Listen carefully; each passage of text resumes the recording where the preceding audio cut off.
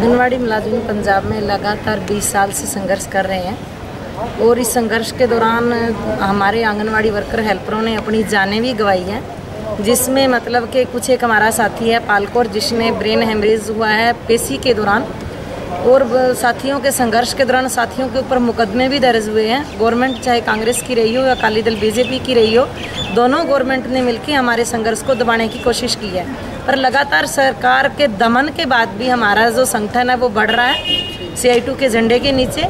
और इस संघर्ष के दौरान हमने जो बाकी राज्यों से अलग प्राप्तियां की हैं कि हम राज्य सरकार से अलग से 2000 रुपया वर्कर के लिए और 1000 रुपया हेल्पर के लिए प्राप्त किया है। और एक सबसे नवेकली है जो हमारी प्राप्ति है कि आंगनवाड़ी वर्कर हेल्पर की मौत के बाद हमारी वर्कर हेल्पर की बहू और बेटी को ही नौकरी दी जाएगी।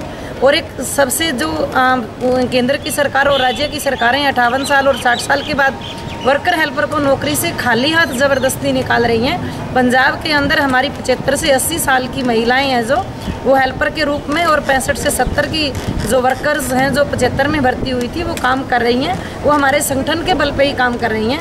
हमारी यूनियन ने तय किया है कि जब तक केंद्र की सरकार और राज्य की सरकार आंगनवाड़ी वर्कर हेल्पर को पेंशन और ग्रेच्युटी का लाभ नहीं देती, तब तक हम आंगनवाड़ी सेंटर में ही मरेंगे और आंगनवाड़ी सेंटर में ही जिएंगे, बिना लाभ के खाली नहीं जाएंगे। और जो मेन चुनौती हमारी पंजाब के अंदर आ रही है कि आंगनवाड़ी सेंटरों की बिल्डिंगों की बहुत बड़ी समस्या है।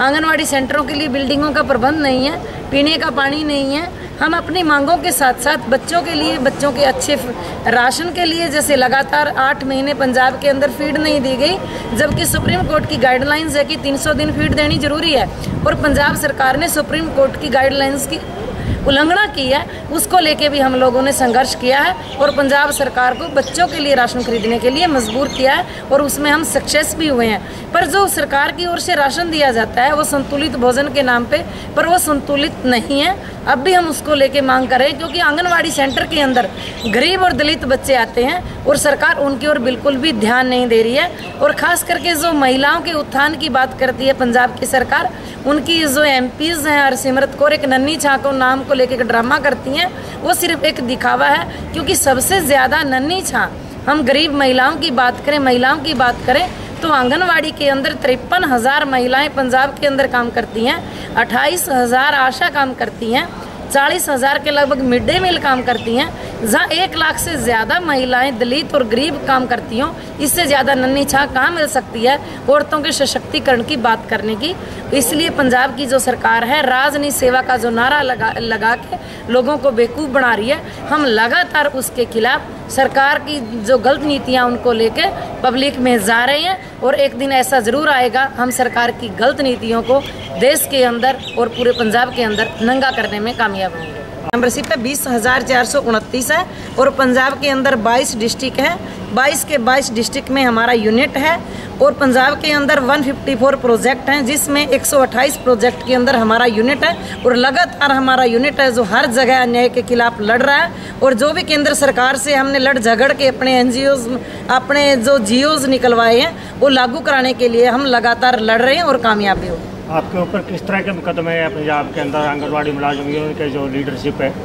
हमारे ऊपर 19 साथियों के ऊपर एक मुकदमा है, जिसमें 506, 341, 148, 149 की धाराएं लगी हैं, और 2 मुकदमे अभी 11 मार्च को हम लोगों पर दर्ज हुए हैं, जिसमें 506, 332, 148, 149, 188 की धारा लगी हैं, और एक 188 की धारा का सेक्टर 17 में मुकदमा दर्ज हुआ। हम लोगों पर 3 मुकदमे ऑलरेडी चल रहे हैं और 3 मुकदमे खत्म हो चुके हैं। इसलिए सरकार कोशिश करती है कि जब भी हम संघर्ष करते हैं कि हमारे ऊपर बिना वार्निंग दी, अभी 11 मार्च को जो हमारे ऊपर लाठीचार्ज हुआ है, गोली चलाई गई हैं, आंसू गैस के गोले छोड़े हैं, पानी की बौछारें चलाई हैं, इसके लिए चंडीगढ़ की पुलिस ने हमें वार्निंग तक भी नहीं दी और अचनचेत हम लोगों पे हमला किया है। सरकार की इच्छा है कि इन लोगों को औरत होने की मतलब से हम दबा लेंगे, पर ये सरकार की एक गलतफहमी है कि हम झांसी रानी की वारिस अपने आप को साबित करेंगे। हम कभी भी पंजाब सरकार या UT सरकार के दमन से नहीं डरेंगे।